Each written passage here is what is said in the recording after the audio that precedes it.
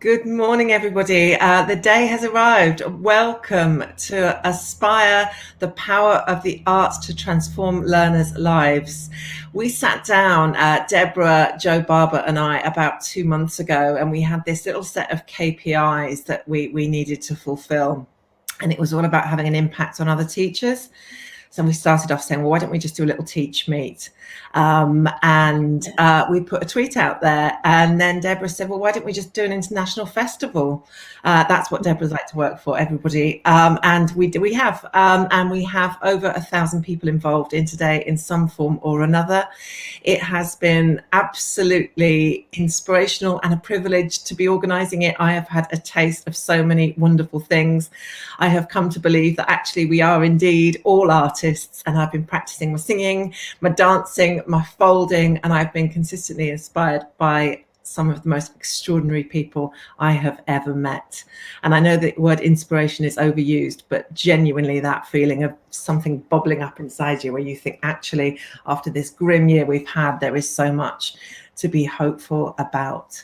So without further ado, I am going to hand over to our opening speaker, who is our queen of everything, our big boss at Aspire. Welcome, Deborah. Thank you. Thank you, Emma. I too, like you, have been massively inspired by everybody who is turning up today and joining in and contributing. So I'm Deborah. You can call me the boss or the queen, but not the chief of Aspire. And Aspire is a large AP organisation, and it's just important to say, from my perspective, the arts and creativity are essential in putting our children's lives back on track. So this is why today is really important to me. I just want to start by saying, as Brené Brown would say, leadership isn't about your title. It's about that willingness to step up and put yourself out there in the arena, as she says, and lean into courage. And that's what a lot of people are doing today. And I would encourage you to lean in as much as you can. So that's me. I'm here, I'm leaning in, feeling a bit like an imposter. I'm not an art teacher, I'm not an artist, but I think that I have developed schools and school life and culture that is threaded with creativity, almost like a stick of rock, all the way through it. So when I was thinking about how we could launch today and what I could say, I thought of two questions, and I want to challenge you today to think of these two questions because it really made me think. Why is creativity so important to me or to you? Okay, and why do you spend time being creative and doing creative things? And the second question for us, and you might think it doesn't have to be a why, it could be a how, but why is our school system suffocating creativity? And I want us all day to be thinking of those things as we're being inspired, to be thinking about, okay, how can I make a difference and have an impact? I'm going to quote Elizabeth Gilbert, another writer who I like to read, and say that I feel no pressure today to be original. What I say is I've been inspired by lots of people with regards to the importance of the arts and the transformational power of the arts, from Brené Brown, Elizabeth Gilbert, Guy Claxton, and obviously Sir Ken. And their ideas are within my ideas about why being creative is so important to me and so important for me to embed in my school cultures. Don't have any fancy words about this and no theories. And as I began to think about it, why is it important to me? I'm an RE teacher, and the theologian in me thinks to be creative is to be human, and a way to find fulfillment. From a very early age, not necessarily considering myself as an artist, but I made things and I created things, and these things were an expression of love for other people. I made gifts, I made cookies, I cooked for my family, I made my own clothes, I made other people's clothes. And that making and doing gave a great sense of fulfillment. But it also makes us vulnerable as individuals, because we're giving something of ourselves. We're opening ourselves up and we're saying, this is me, this is part of me. I've put myself into this. I haven't bought it from John Lewis. And that's really important to acknowledge, that being creative is also being vulnerable at the same time. And the other thing I realized in this thinking on my nice long walks is that the process of being creative was something else that gave me joy, not the end product at the end, but the actual concentration and that making and doing, giving you a sense of fulfillment. When I started to teach in a really, really amazing school that was kind of had very few boundaries on creativity, I was really lucky in that I could kind of create my own curriculum as an RE teacher, which was amazing. We did really interesting stuff. But also I was given lots of time to see other teachers. And the teachers I chose to see, and then I stayed in their classes all year, were art, drama and music. And I don't know why, but it was that sense of when I'm in there and when I'm in those lessons as a 22-year-old with 12-year-olds, I just forgot about everything else. And I did the art and I did the drama and I did the music like they did. And actually, I think for me, at 22 rather than 12, I allowed myself to try and fail. I was confident enough to do that, which I wasn't when I was at school. So what I'm painting is a picture of how these parts of my life have grown and developed to the point where once I was a school leader, I was able to put art on a par with English and maths. There is no hierarchy of subjects at Aspire. Art is as important as creativity, as English and maths or science or whatever else it is. But before I talk about Aspire, I just want to ask a few questions for us in thinking about the school system, and questions about, are we allowing children to flourish through creativity, or are we suffocating their creativity? And I think that in some senses we're suffocating their creativity, because we have that creativity knocked out of us with bucket lists and rules and the emphasis on academic brilliance and the final outcome, not the process and the joy of doing things, but actually the finished perfect article.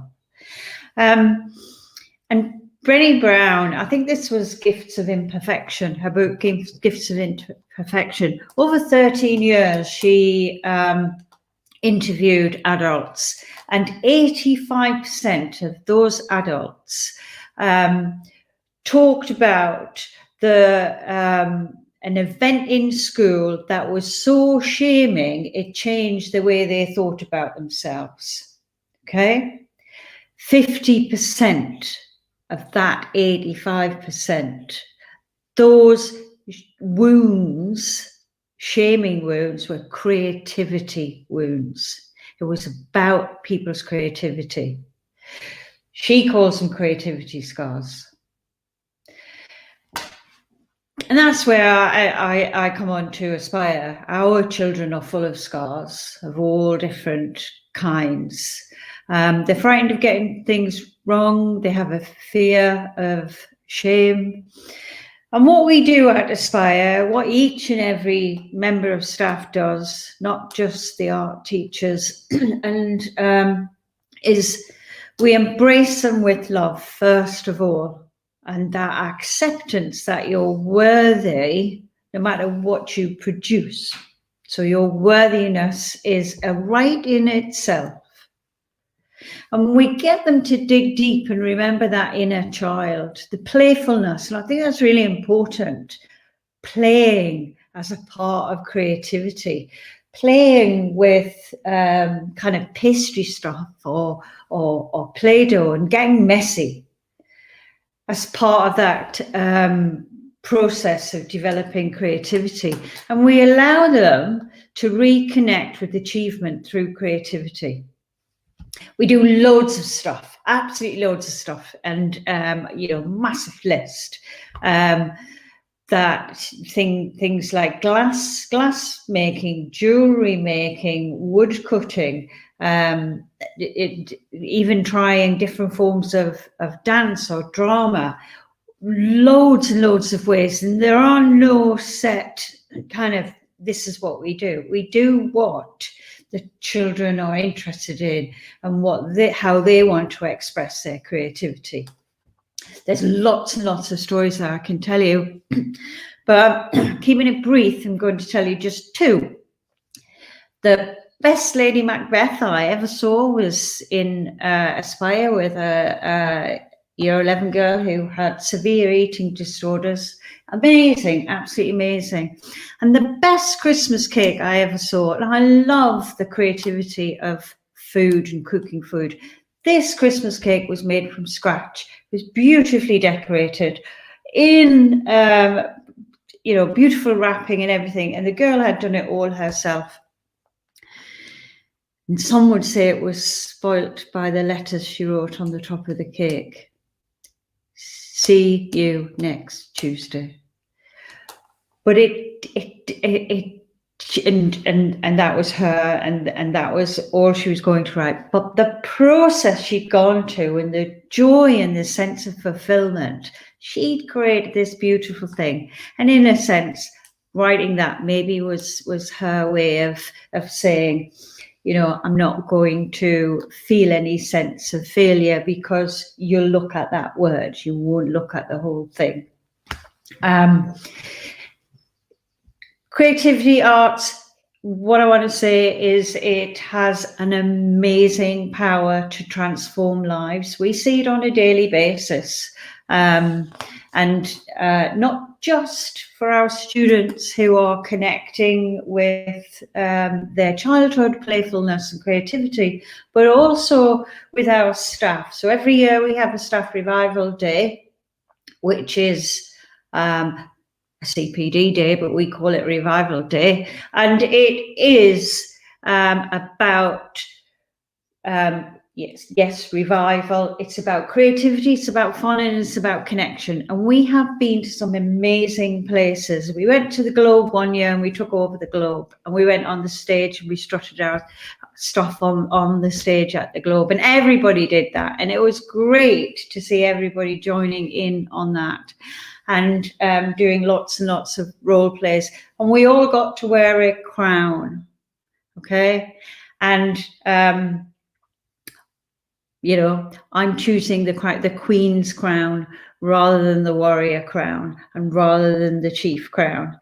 And the Queen of Aspire comes from when some of the students were getting quite stroppy with me, and they said, "Who do you effing think you are?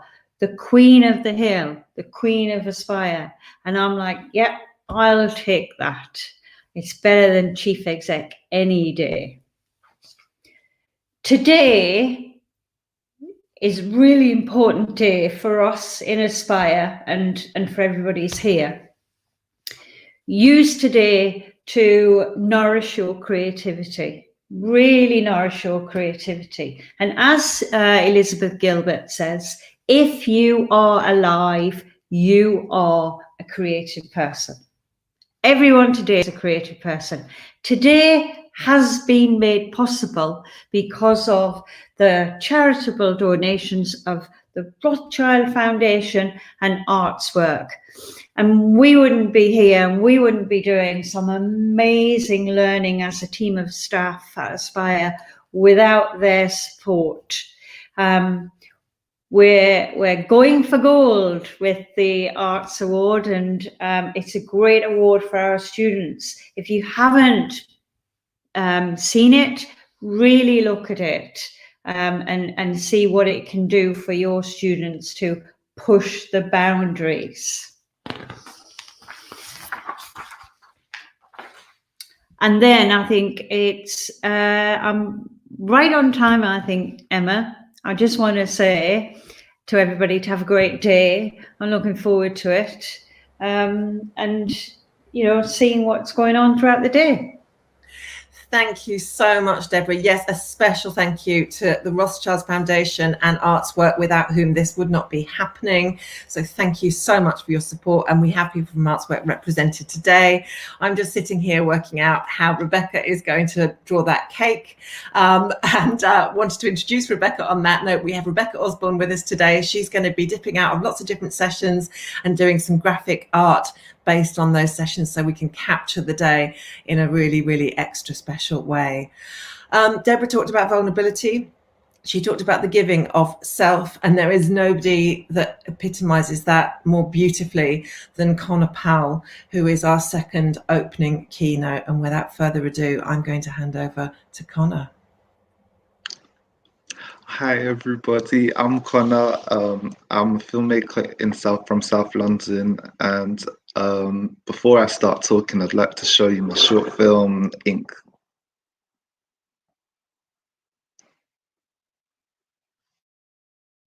Having a disability is hard. You are treated like a problem that needs to be solved.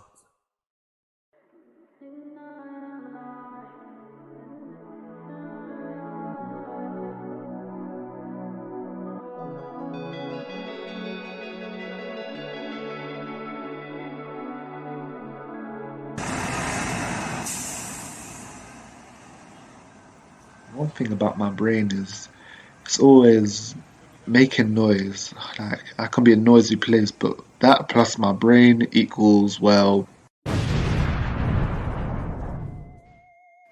have you ever said something and just everybody looks at you weird? Yeah, I get that a lot. I feel like an alien sometimes, like I'm from Planet Disability or something. Though it's hard to get away from my own thoughts and memories. I've been mistreated by a lot of people I considered my friends, and treated differently just because I got a disability. And when it happens, it's really hard to forget, as it just replays my mind again and again.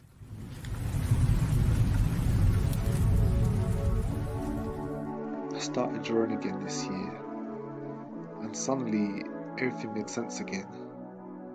It reminded me back when I would doodle in class, and the type of fun I hadn't had in years. Whenever I draw, I always create different worlds, different characters, or just places I just love to escape to.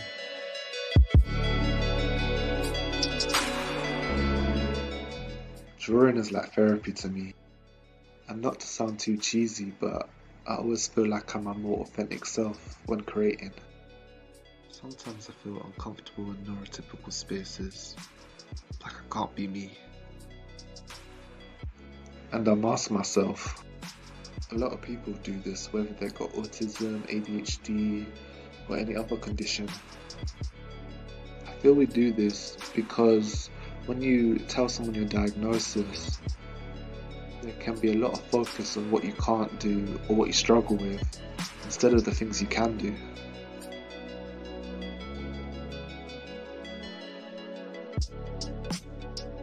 There's a lot of beauty in seeing the world a different way. And while life ain't easy, I always got my drawings beside me.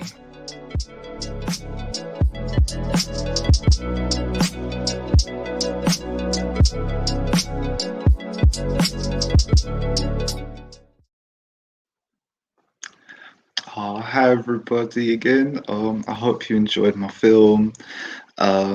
So when I was making this film, I was first to start as I thought maybe I'd start doing like a video diary. So I would speak into my phone and just kind of say my thoughts. So that's where that's why sometimes you might hear some different audios because they're recorded at different times of year or the days. So when I was doing this film, what's it called? I realized what's it called? What's the word? Yeah, when I was making this film, I wanted to really kind of just be honest about my feelings about being a autistic person in today's society, and just kind of say how I felt and just how it is. And I think one thing that was, and I think one thing as well was that how I kind of communicate as well is through my drawings and my kind of creativity. And I think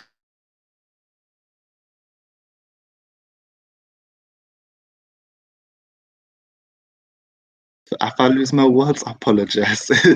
um, but yeah, the what's it called? Yeah, I think when I was making this as well, I really wanted to kind of explain what kind of goes through the mind of someone who's got a disability or who's neurodiverse. Um, as I really wanted to show my kind of thoughts, like for example, in the video, I talk about how I mask myself and how I kind of um, what's the word? And how I kind of maybe like kind of censor myself so I don't seem like I've got a disability. Um, and I think I was really just trying to be as honest as I could be with that film because I think that a lot of times when you have a disability, you kind of worry what other people think of you, because unfortunately there is a lot of ableism, whether that is outwards or just more kind of on the down low. And I think there needs to be a lot of what's it called? There needs to be a lot of looking into what makes what's the- yeah, sorry. Yeah, I think there needs to be a lot of looking into the systems because, for example, I'd like to talk about my journey now. Before I did this film, and before I even was doing kind of drawings and filmmaking, I was actually I was in mainstream education, but I also was in alternative education. And what was very interesting was that when I was both things before I was in mainstream education first. However, in mainstream education, I had a lot of discrimination from peers and teachers. Like, for example, I was doodling too much. That would be the thing that I would always be told. But then when I went to alternative education, I thought, okay, well, maybe, things will be better. But they weren't better because I was treated almost quite similar, unfortunately. And with this happen when this happens, you know, I found it very difficult because after that, I was like, oh gosh, I need to fix myself. I need to be, what's it called, I need to be, like neurotypical passing. I need to make sure I'm giving the right eye contact, or I need to speak more articulately, and just more things like that.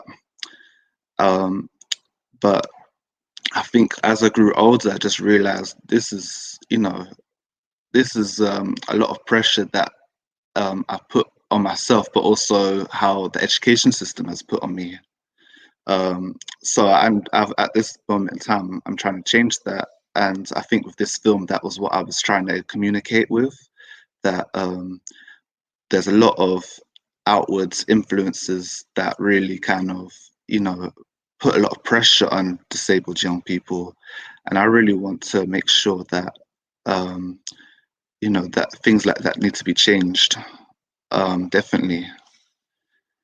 But anyway, less dark and sad things. Um, I think the arts have really helped me because whenever I share people with my drawings, I feel like people get me a bit more. Like I remember one time I was in this session, and I think I was very shy, so I think people didn't really kind of understand how I was like. And then I was just doodling, you know, just as I kind of do, because that's how I kind of concentrate. And when I did that, people suddenly saw my drawings and they're like, oh my gosh. And then through the drawings, I was able to connect with other people, and that was really something special. And ever since then, I've realized that drawings and, you know, the arts, you know, they can connect people that don't even maybe understand each other. Like, you know, for example, I guess if you went to a gallery or something like that, might see an art piece that you really love, but the person might not even speak the same language, or they've lived a completely different life to you. But with the power of art, you can kind of see, you can almost see their life and connect with them in that kind of way. And I think that's what's really beautiful and stuff, whether that's a portrait or a sculpture or a film. And also, I think as well, sometimes there's things you can't express in words, and sometimes it's just the art itself, like just the drawing or just like the little kind of paint or the colors, and you just go, okay, I get where you're coming from. And I think that's something that's really beautiful about creativity. And also, I think as well, because as well as doing some filmmaking on the side, I'm a facilitator for a youth center. And one thing I've noticed for myself and also for other young people I work with is that you learn so much just from playing. Like, you know, I think sometimes when you're in the kind of school and stuff, you're in the uniform, you're sitting there, you gotta shut up and you've got to kind of stay there. um, you kind of think, oh gosh, this is really kind of stressful. Then when you're kind of like, you know, running around playing and then, you know, somewhere in there you learn things. I think that's what the beauty of play is, that you kind of really do find some really amazing insights into things. And yeah, I think there is just a lot of power in play, and um, so and yes, so I also would like to also talk about a little bit about when I made the film as well. I really wanted to also I really wanted to talk about I really wanted to kind of show a bit of representation in the film, as a lot of films about disability are not about disabled people. And a lot of times when we're talking about disabled people, we are not talking about, we're talking about them as other, or what's it called, or them in relation to maybe the neurotypical person. And with that, I think there's a lot of, you know, especially in films, I'd say, as most of the times, if you watch a film, for example, let's say Rain Man or The Atypical, it's usually from the perspective of the carer or the teacher or the things like that. And it's not really, and those kind of things, they don't really give the voice of the disabled person. And I sometimes watch these films and I find them very hard to watch because it's almost like we're seen as a burden or as difficult.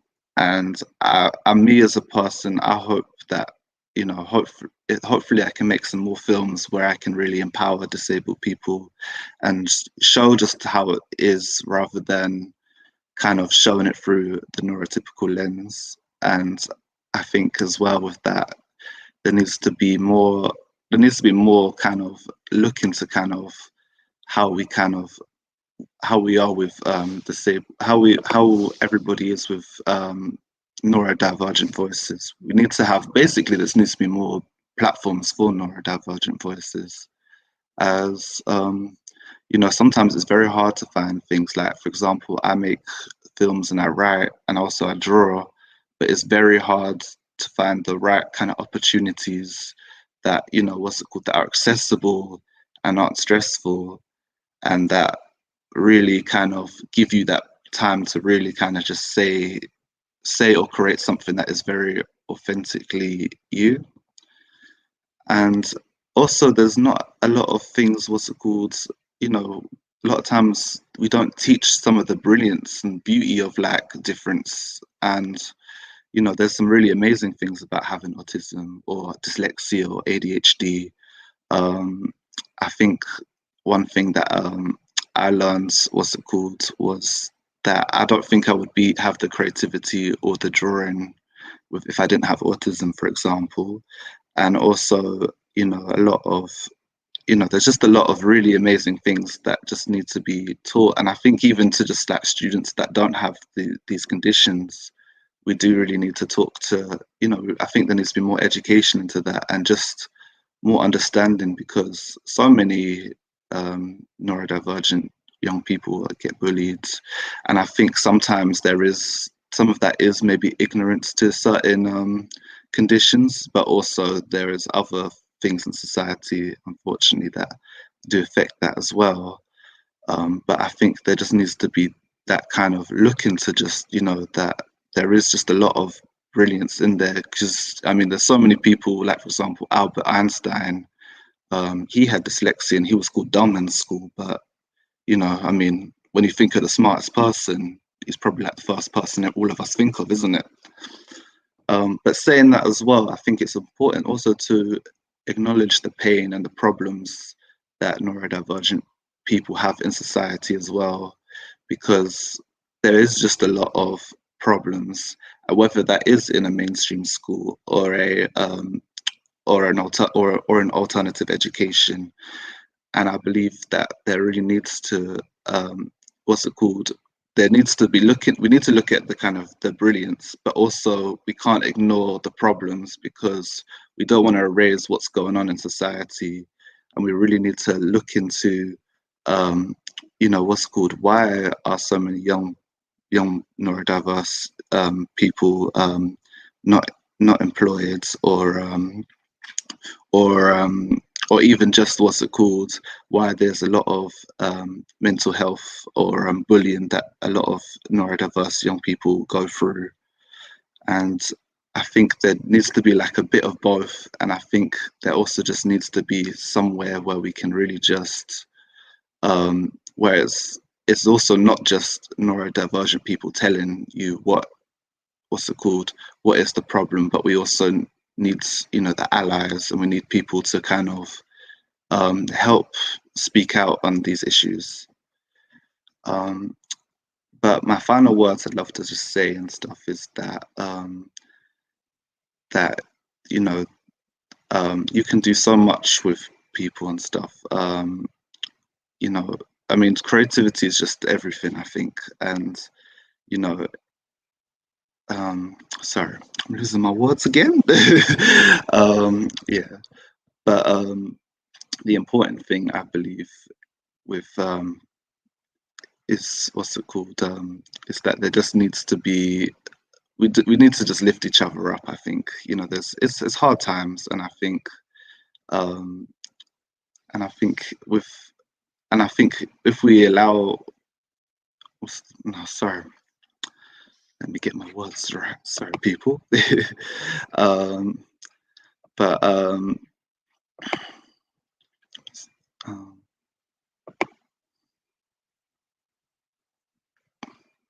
But yeah, I think one thing we just have to acknowledge is that we all kind of communicate in very different ways. And I think if you can really try to kind of listen and really understand, I think you can find a lot of amazingness and untapped potential in so many neurodiverse young people. And I think there is just a lot of untapped potential. And I think if you just really just stay there, listen to us, and and really just champion our gifts, I think you can really change people's lives. And that is my final words. And I really hope you enjoyed my video, and I hope you enjoyed my speech. Apologies for some of the pauses, but I'd like to thank Aspire, and I thank you for listening. Thank you, Connor. Never apologise. That was absolutely mind-blowing. And thank you for sharing so much of yourself with us and inviting us to be better allies. Thank you, Connor. I am going to stop talking in a moment because you need to get to your first sessions. You will have all have received a link to a Google Doc with a schedule on it. Each session has a live link which you can click on to go in directly. Yes. So I'm just going to let you get on with it. Go outside if you want to do it. Don't stay inside all day. Any problems, just contact me either through Twitter or through Eventbrite, and I will help out, or Richard will help out. Enjoy the rest of your day. Play, learn, listen, and be inspired. Thank you.